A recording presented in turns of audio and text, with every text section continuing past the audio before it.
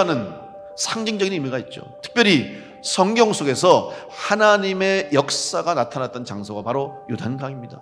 이스라엘 백성들이 40년 광야 생활을 마치고 하나님이 약속하신 가나안에 들어갈 때 마지막 관문이 어디예요? 요단강이었습니다.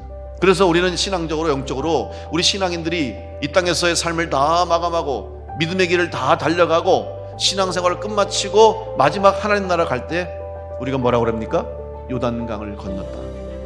요단강을 건너가는 것이 신앙생활의 마지막 우리의 영적 통과 과정이다 하는 것입니다. 그래서 오늘 이 요단강이 우리에게 주는 영적인 의미는 무엇이냐?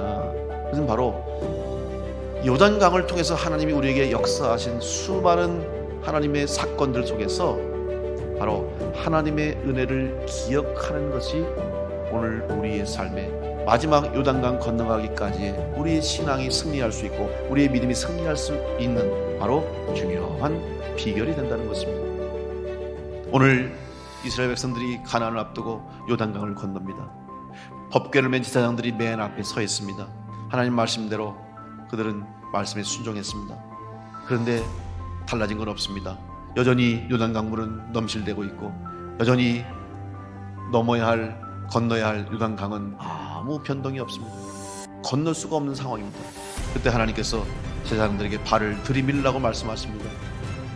여러분, 하나님 미리 다 해결해 주시고 강을 다 마르게 해주시고 건너간 게 아니라 여전히 넘치는 강물이 여전히 문제가 있고 여전히 내 앞에 있는 감당할 수 없는 어려움이 있을 때 법궤를 메고 하나님 말씀에 순종해서 발을 들이밀 때 요단강이 갈라지고 이스라엘 백성들이 강을 건너가게 된 줄로 믿습니다.